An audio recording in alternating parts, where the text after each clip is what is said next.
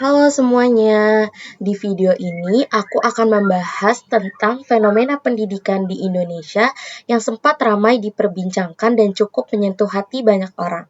Sebelumnya, perkenalkan nama aku Naila Cika Febrianti, mahasiswi pendidikan sosiologi dengan NIM 140562509. Hari ini kita akan membahas tentang seorang anak sekolah dasar yang dikabarkan meninggal setelah mengalami tekanan karena tidak mampu membeli buku dan alat tulis sekolah. Waktu pertama kali aku baca berita itu, jujur aku langsung kepikiran satu hal. Katanya pendidikan di Indonesia adalah hak semua orang, bahkan sering disebut pendidikan gratis. Tapi kalau kenyataannya masih banyak anak yang merasa terbebani hanya karena perlengkapan sekolah. Berarti ada sesuatu yang memang belum benar terselesaikan dengan pendidikan kita.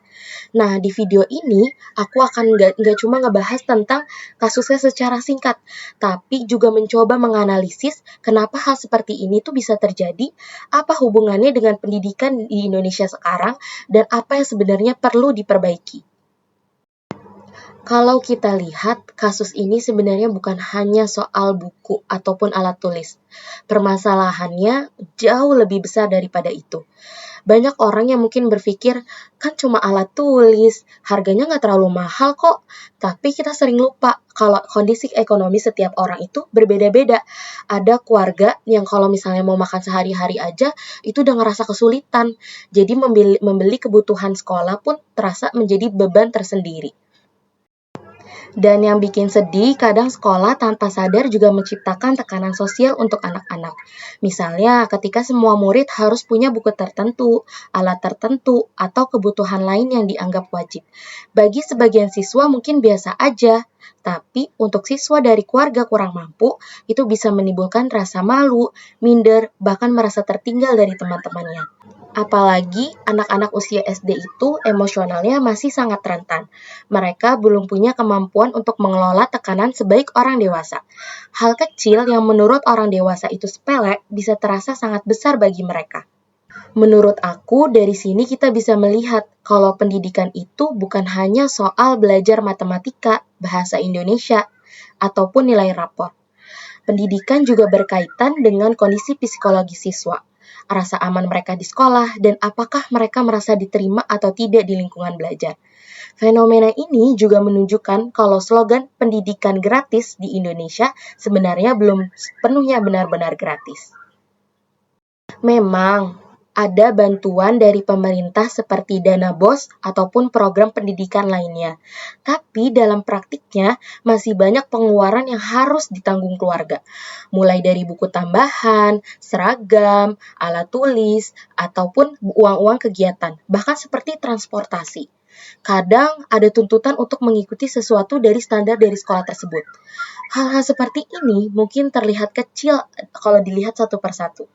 Tapi kalau dikumpulkan, jumlahnya bisa cukup berat bagi keluarga dengan ekonomi rendah. Menurut aku, masalah pendidikan di Indonesia itu bukan hanya soal akses masuk sekolah, tapi juga soal apakah siswa bisa menjalani pendidikan dengan layak tanpa tekanan ekonomi yang berlebihan. Karena faktanya, masih banyak anak yang akhirnya tertinggal atau bahkan putus sekolah karena faktor ekonomi. Selain itu, kasus ini juga memperlihatkan pentingnya peran guru dan lingkungan sekolah. Kadang guru tuh terlalu fokus pada target pembelajaran sampai lupa memperhatikan kondisi muridnya.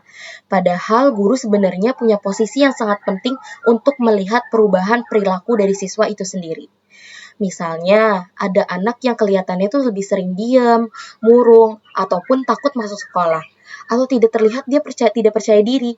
Hal-hal seperti itu seharusnya bisa menjadi tanda bahwa anak itu sedang mengalami tekanan tertentu. Menurut aku, sekolah seharusnya tidak hanya menjadi tempat belajar akademik, tetapi juga menjadi tempat yang aman secara mental maupun emosional. Anak-anak perlu merasa kalau mereka itu didengar dan dipahami, bukan malah takut atau justru merasa sendirian. Karena di usia sekolah dasar, dukungan kecil dari guru maupun teman kadang bisa sangat berarti untuk seorang anak. Kalau kita lihat lebih luas lagi, fenomena ini juga berkaitan dengan ketimpangan sosial di Indonesia. Sekarang, media sosial membuat perbedaan ekonomi semakin terlihat jelas. Anak-anak bisa melihat teman-temannya yang punya tas bagus, alat tulis mahal, ataupun bahkan fasilitas yang lebih lengkap. Tanpa disadari, itu bisa menimbulkan tekanan sosial bahkan sejak kecil. Dan yang lebih berbahaya, banyak anak yang akhirnya merasa nilai dirinya ditentukan oleh apa yang mereka punya, bukan siapa mereka sebenarnya. Menurut aku, ini jadi tantangan besar untuk dunia pendidikan yang sekarang. Sekolah bukan cuma mengajarkan pelajaran akademik, tetapi juga membangun lingkungan yang empati dan tidak terlalu menekankan perbandingan sosial antar siswa. Karena kalau lingkungan sekolah terlalu kompetitif secara sosial dan ekonomi, siswa yang kurang mampu akan semakin merasa tersisih. Pertanyaannya, apa yang sebenarnya bisa dilakukan? Menurut aku ada beberapa hal yang perlu diperhatikan. Pertama, sekolah itu harus lebih peka terhadap kondisi ekonomi siswa. Jangan sampai ada kebutuhan belajar yang malah menjadi tekanan bagi murid. Kalau memang ada siswa yang merasa kesulitan, sekolah seharusnya bisa mencari solusi bersama, bukan membiarkan anak tersebut menghadapi malu sendirian. Yang kedua, pendidikan tentang kesehatan mental perlu dianggap penting, bahkan sejak sekolah dasar. Selama ini, kesehatan mental sering dianggap masalah orang-orang dewasa. Padahal anak-anak juga bisa mengalami stres dan juga tekanan emosional. Yang ketiga itu adalah lingkungan sekolah harus lebih membangun rasa percaya diri dan empati antar siswa. Jangan sampai ada budaya saling membandingkan ataupun merendahkan teman karena kondisi ekonomi orang. Karena kadang luka terbesar adalah dari lingkungan sosial sehari-hari kita sendiri. Dan yang terakhir, menurut aku, pemerintah juga perlu memastikan bantuan pendidikan itu benar-benar tepat sasaran ke siswa yang membutuhkan.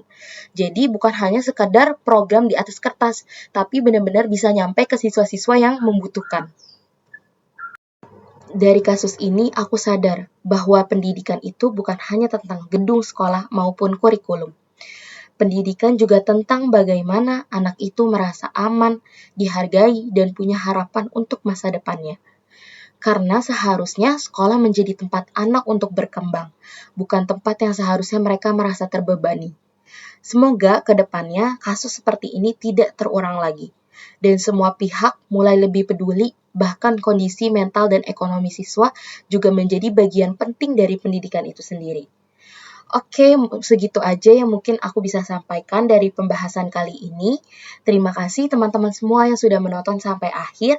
Sampai jumpa lagi teman-teman. Selamat melanjutkan aktivitas selanjutnya. Have a nice day. Bye-bye.